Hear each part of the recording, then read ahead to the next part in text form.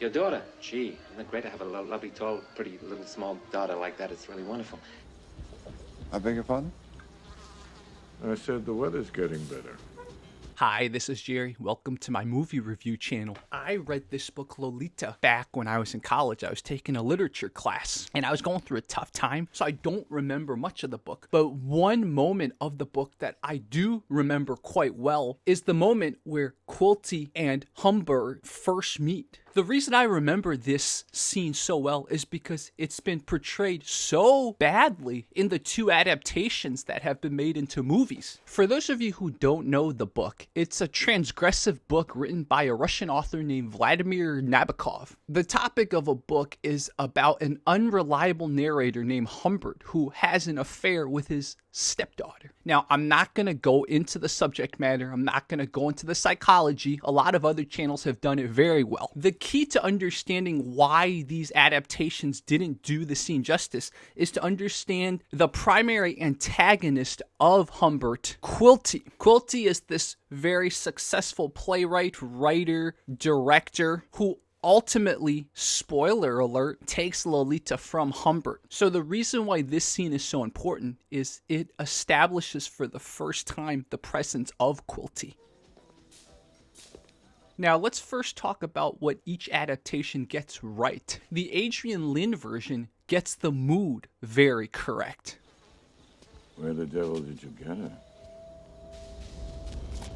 Let me read to you what the mood is outside in the patio. I left the loud lobby and stood outside on the white steps, looking at the hundreds of powdered bugs wheeling around the lamps in the soggy black night, full of ripple and stir. When I saw the 1997 version, I remember very clearly the filmmaking reminding me of that line in the book. The 1962 version totally miscasts Peter Sellers, the brilliant comedian, as Quilty. Part of my job, I notice human individuals, and I notice your face.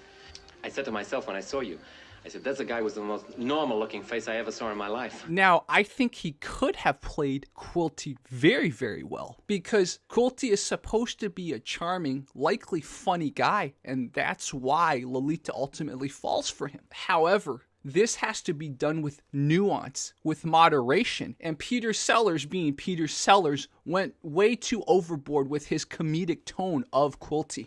It'd be great for two normal guys like us to get together and talk about world events, you know, in a normal sort of way. And this is where both adaptations fail. One adaptation goes too into the dark mood and takes the scene too literally based on Humbert's unreliable narration. The other adaptation goes a little too liberally into interpreting what happened and ultimately takes away from the actual scene. The 1962 version basically feels like the Peter Sellers show whenever Peter Sellers' Quilty comes on screen. It's my daughter. You lie. She's not. What? I said July was hot. The 1997 version does the dialogue almost exactly as written. However, it's way too serious, way too dark. Let me read to you the book, and let's think about this slightly comedically. Why don't you two have lunch with me tomorrow?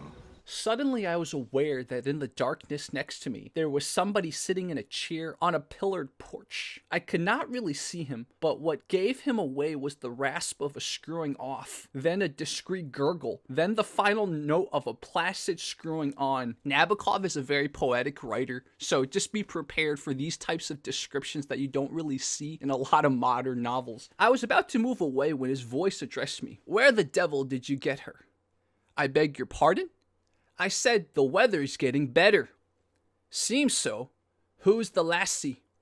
"My daughter." "You lie, she's not." "I beg your pardon?" "I said July was hot. Where's her mother?" "Dead." "I see. Sorry. By the way, why don't you two lunch with me tomorrow? That dreadful crowd will be gone by then." "We'll be gone too. Good night." "Sorry, I'm pretty drunk. Good night.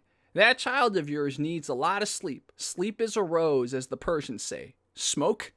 Not now." He struck a light, but because he was drunk or because the wind was, the flame illuminated not him but another person, a very old man, one of those permanent guests of the old hotel and his white rocker. I left the porch at least half an hour and all had elapsed. So this dialogue where Quilty is saying something and then changing what he said, but it kind of rhymes, it sounds similar. It's definitely done purposefully, right? He pretending to be drunk and basically accusing Humbert of doing certain things. It's got a comedic dark element. It's not supposed to be just almost like a horror as how the 1997 portrayed this scene. But it's also not supposed to be completely just silly like how Peter Sellers played Quilty. So comedic, but with a little bit of gravitas is how this scene should have gone. So in a way, if you combined the 1997 and the 1962 version, you might have gotten the perfect adaptation of this scene. I get sort of carried away, you know, being so normal and everything. So what do you guys think? Let me know if you read the book. Let me know if you've seen either adaptations, if not both. I have to emphasize,